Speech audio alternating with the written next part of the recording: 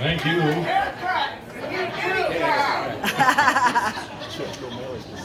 My name is Karl Manke. I've been known as the governor referred to me as that barber. I've been called Karl the Barber. And Steve Gerber gave me the moniker of Karl America's Barber. That one I like. Well, this started back in March of last year. And, you know, as a businessman, I've been in business. I'm 79 years old. I will be in another couple of weeks. And I've been in business for 60 years. And I've been under 14 different administrations since FDR. I have never, in all those years and all those administrations, including those through the 1960s with the uprisings that we had then, felt my freedom as threatened as it has been this last year.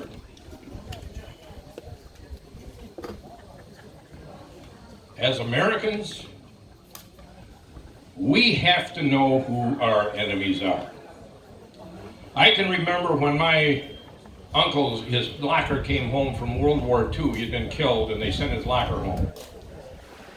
And my cousins and I began to go through it, and we began to find things in there that were interesting. One of the little magazines that was in there was a silhouette. It was a book of silhouettes of enemy planes, enemy ships, insignias, uniforms, all of these things so that we knew who our enemies were. And my uncle, when he was serving, he was killed in World War II, where he would know who the enemy was. We have to know now who our enemies are.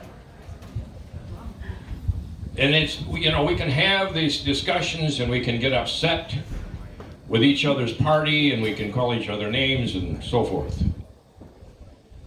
But when Trump said, "I am going to make America great again," he spit right in the eye of every globalist that we have had running our government since way back at the time of the revolution.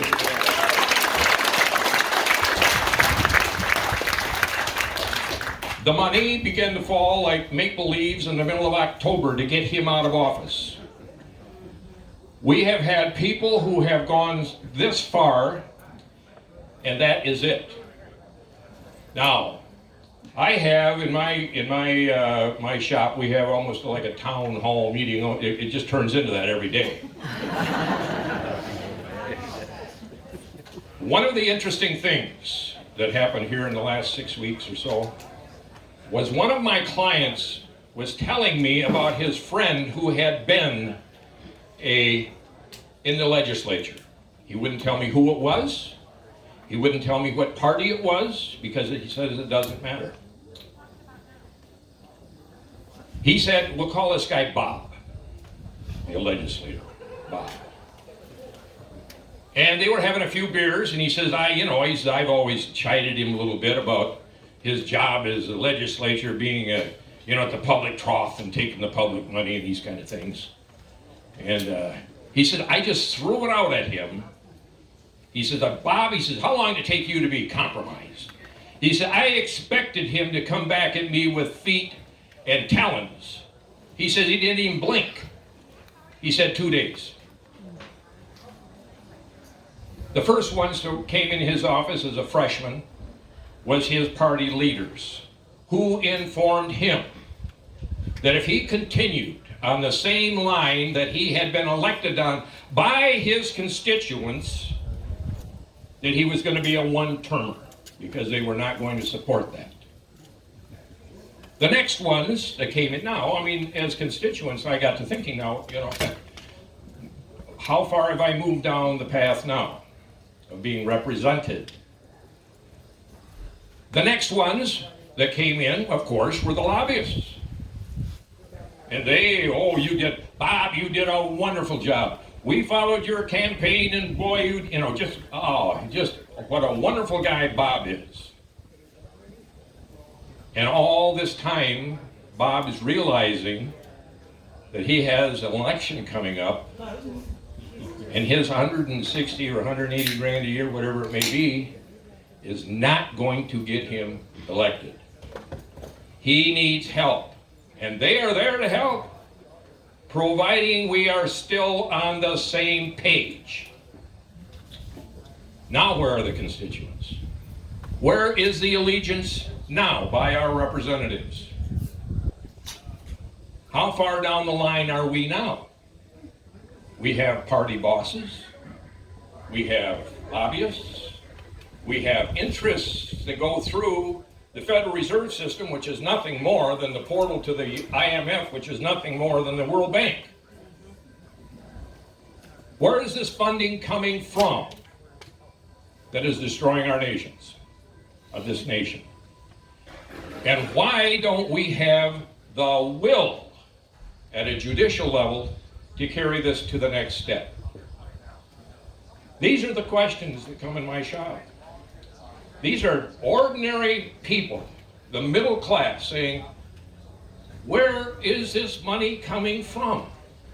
Why did that politician that we elected leave office as a multi-millionaire when he came in making 50 grand a year? These are questions that we hear every day. And I believe that we need to hold our legislators' feet to the fire. That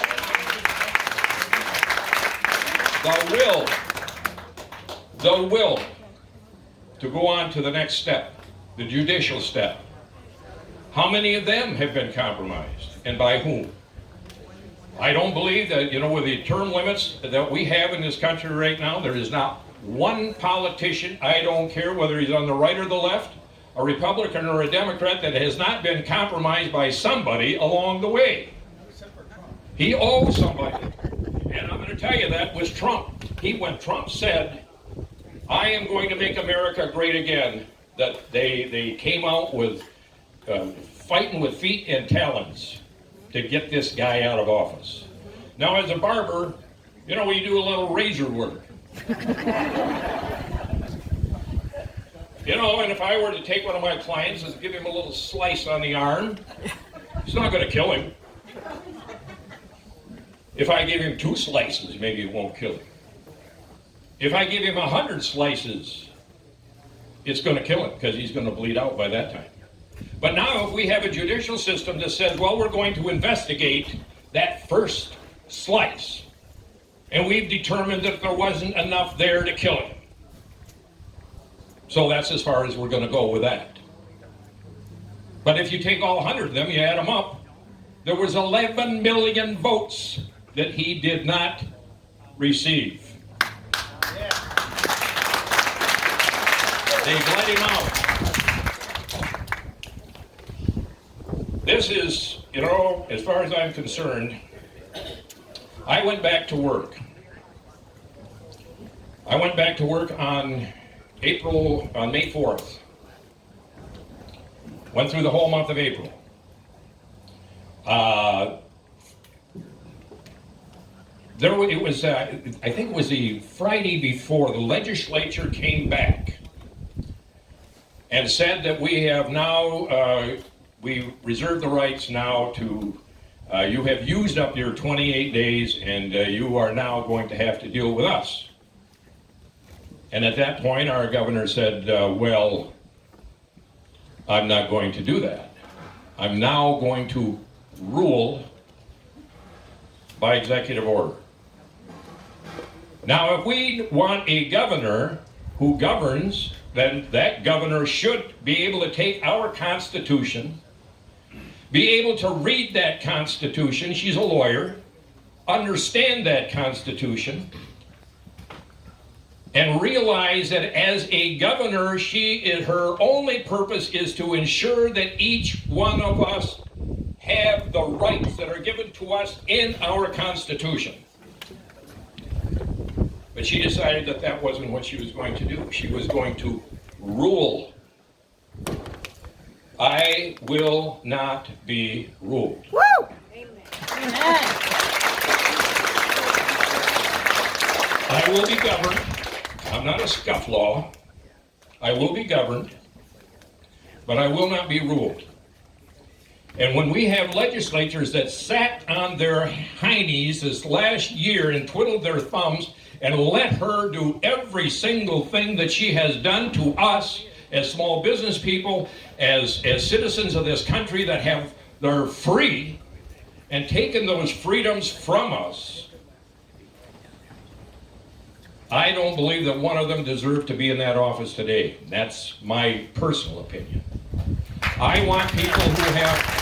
I went back to my barber shop, and all the way there, I prayed. Now, you think I was full of courage? No. I was scared to death. I was afraid they were going to take my license. As a barber, we don't have retirements from someone else. We have to make our own. So I'm beginning to see that all my investments in here and there are in jeopardy because of what I'm going to do. I'm going to go back and open up my shop because I have the right to work.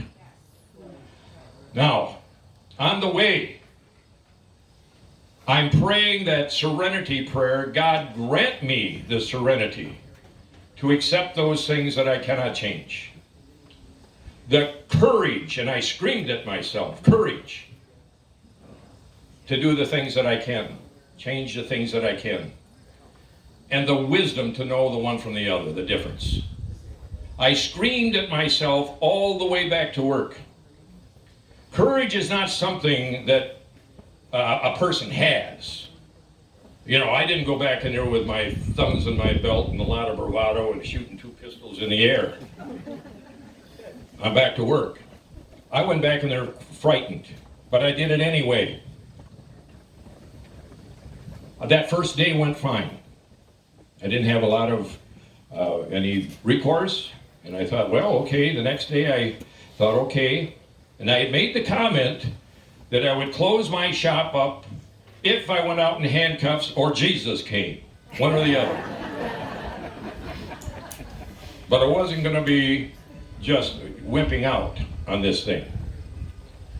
So the next day, I was about 10 o'clock in the morning, and I had a client in the chair, and all of a sudden I had this presence. I felt this presence, and I sort of turned a little bit this way toward my door.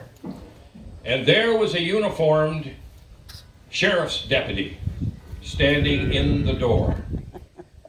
I thought, oh boy, handcuff day. Ain't Jesus.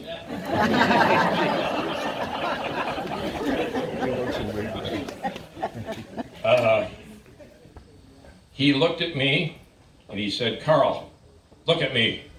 And he very quite commanding. I did. I kind of looked over at him a little bit like this. He says, Karl, he says, I love you. And he walked out and got in his patrol car and drove off. I knew then that I had to hire another level of support. I came into that shop alone. My legislature in my district never came in, not once during that whole period, to support me. I had legislators coming from all around the state, but he wasn't one of them. He has been one of my clients ever since he was a little boy. He came in when it was safe. He came in and he was angry. His anger was that the governor didn't apologize. I'm thinking, what the heck? Do you care if the governor apologized? Learn how to fight. We as Republicans and conservatives need to learn how to fight.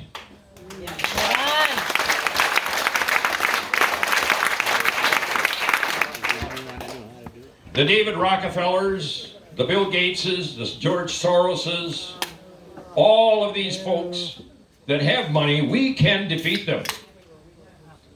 Honestly, we can. They are frightened of us. One person as myself, cannot do it alone. We need to have every single person become their own hero. Stand up. It may cost us a little. What are we doing? What are we afraid of? What's the worst they can do to me? I got one foot in the grave and the other on a banana peel. What are they going to do? Give me life?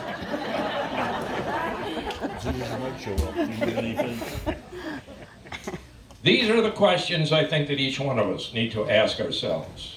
And our legislators need to take a good look at themselves and understand that we, the people, we are the ones who are going to put them there, or we're going to take them out, one or the other.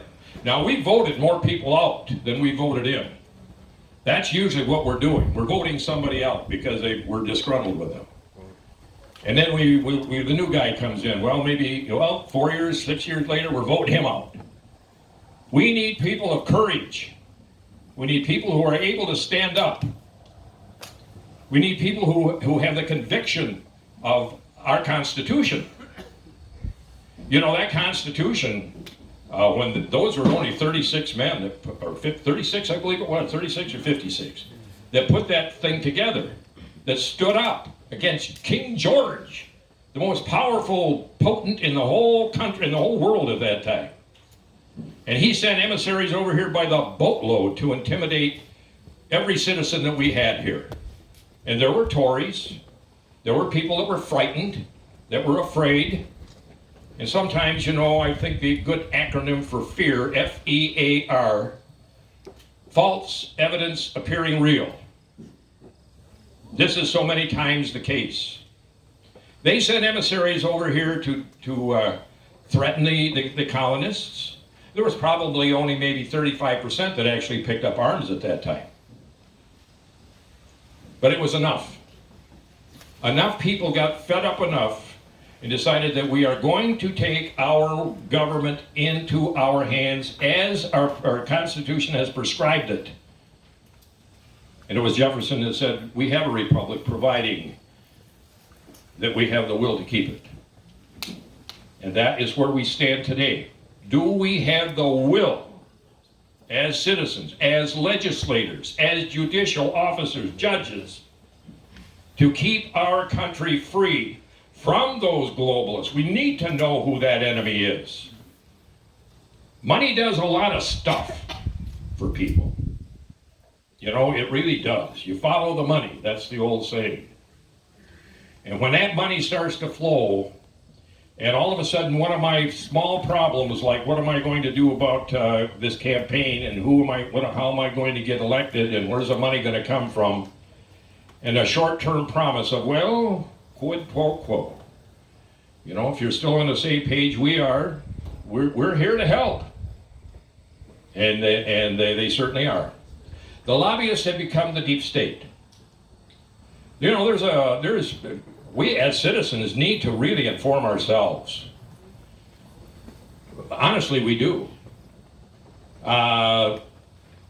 Some of these things, what we don't know about Trump is that he knew. He knew about J.P. Morgan in 1910, 1913 on the Jekyll Island, which was a little island off the coast of Georgia, where they hammered out the Federal Reserve System. The Federal Reserve System has very little to do with the federal government, other than we have a charter with it. The IRS is nothing more than the collection agency for the Federal Reserve System. That's why they're so powerful. There's nothing above them. The World Bank, the Federal Reserve System, is the portal to the World Bank, the IMF. There is no one above them.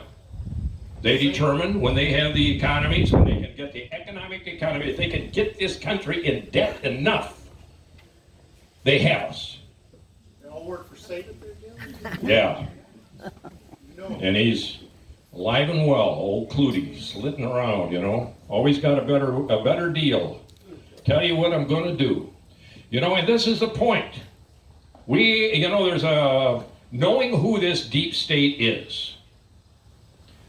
We can get all carried away with the things that go on in our state and the day-to-day nuances of what goes on in the legislator's office.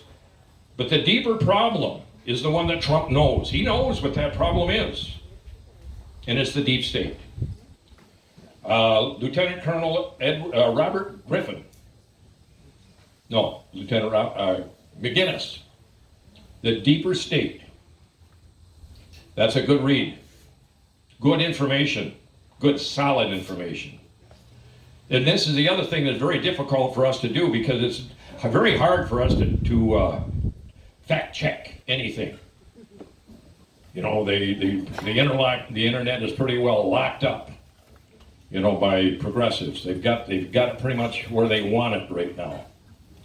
We have to dig around for this stuff, and it really makes me mad. It makes me angry that we have to dig like that in a free country.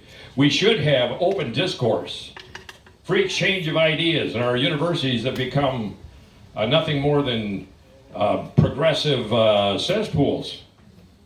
That's all they are. I mean, unfortunately, you know, I have an education. I'm a barber, but I also have a BS degree. I have a science degree. So I know a lot of these things that are going on, you know, with our all of the nonsense with the coronavirus. I can look those things up, but it makes me mad that I have to dig for them. And those things aren't available to me. And that our legislators are sitting on their duffs, twiddling their thumbs through this whole thing. While the rest of us are out here, sort of like the pawns, trying to figure out whether, well, was it Pfizer good, or is it the Moderna good, or is it the RNA, and what's going on in my city? All of these things. We can't find the good information. We're hollering down each other's drain pipes for this stuff. As Americans, we need to get a backbone. We need to start standing up and facing these things and encouraging one another. It's costing me. You know, right now I have, I had $7,500 a day fines, plus $1,000 a haircut for 26 days, something of that sort. Until the Supreme Court came back and said, no.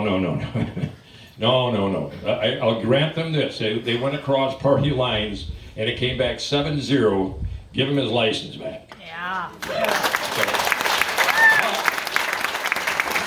She in turn turned it over to her administrative branch. Now, when I challenged my legislature, why don't you do something about this? Well, she'll just veto it. And that was his answer. No, just veto. Fight. Learn how to fight. I'm fighting every day. Every day I go in that shop. Right now, this is what I have right now. I had a comb in my pocket. Now, normally, if you had a comb in your pocket, you know, it should be in the sterilizer. Maybe a warning, don't do it again. She charged me $1,500 for having a comb in my pocket.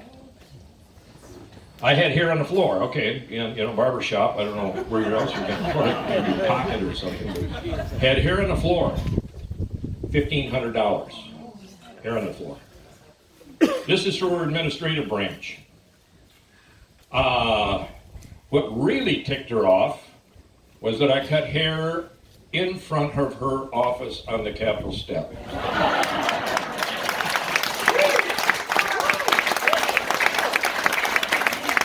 That was $6,000. So all of these things are on appeal. I don't know where they're going to go. You know, honestly, I don't.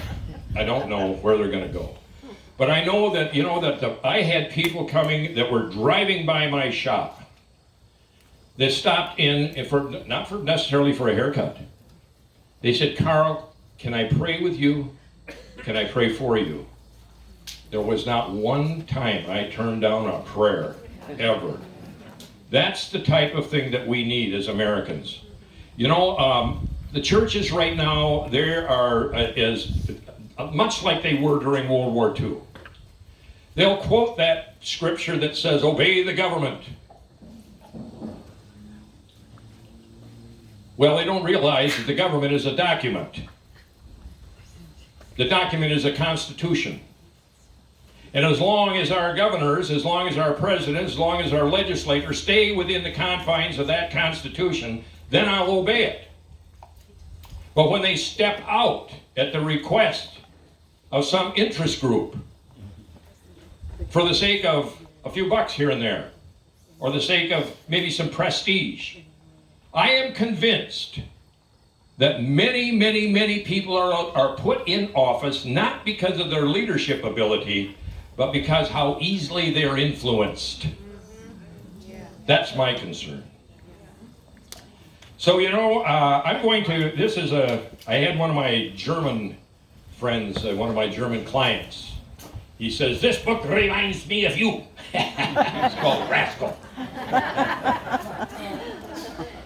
So he wrote the whole thing in the front of it. He wrote it in German.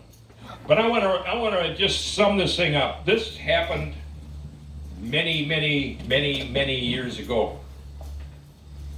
It's in the summer of 1876. A massive gathering in Lakota and other people had assembled at Ash Creek at the behest of the much respected leader Sitting Bull.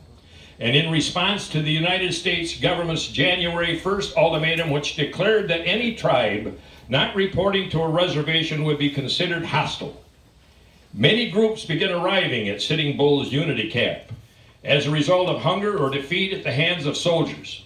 Others lured from the reservations. What resulted was an enormous assemblage of disparate people committed to their way of life. It was the largest gathering any of them had ever seen in their lifetimes. Sitting Bull was an extremely competent leader, capable of unifying so many factions into one group. He spoke often to the leaders and the elderly and worked tirelessly for unification and show of strength through numbers against the white man. Then word came from the scouts that a column of soldiers was approaching from the south some 50 miles away. What should be done? Sitting Bull had amassed a great coalition of people living away from the reservations and remaining free in defiance of the ultimatum. Now things were coming to a head. Would the various tribes unite and fight together or scatter back to the reservations or their homelands? Sitting Bull was an elderly leader and no longer a military one. Military leadership would have to come from someone else. Crazy Horse, however, had a much respected reputation as a powerful and successful warrior. Then word of the approaching enemy came in. Crazy Horse did something both symbolic and militarily significant. He gathered his weapons, he put on his war paint, took food and water prepared for him by his wife, gathered both his war horses, and begins to ride out from the camp. As he rode around the enormous perimeter, other warriors came out to join him. The dust thickened as the number of warriors grew. Perhaps John M. Marshall III describes the scene the best. As he finished the second man around the encampment and began the third, the old ones watching realized what Crazy Horse was doing. He was invoking an old ritual known as gathering the warriors. Word spread quickly as more and more men joined the growing procession. It seemed as though everyone in camp stopped whatever they were doing to watch. Women began to sing the strong heart songs to encourage their fighting men as the fourth and final turn around the encampment began. It was difficult to see where the procession of fighting men started and where it ended. It encircled the entire camp. The united warriors rode all through the night and fought for over 10 hours the next day, bringing the combined forces of their enemies, including the U.S. soldiers, Crow and Snake Indians, to a halt, or what is known as the Battle of the Rosebud. 8 days later, these same men would defeat Custer at the Battle of Little Bighorn. The gathering of the warriors ritual performed by Crazy Horse was a dramatic moment. It galvanized the different tribes and groups into fighting forces and compelled them to do two incredible victories. Each warrior was an individual, but he had voluntarily committed his life to a fight for the principles each one of them shared. Their common purpose of freedom and justice had united them. And I'm going to encourage each one of us to encircle the camp and pick up those along the way who have the same mind, willing to fight. Amen. Amen.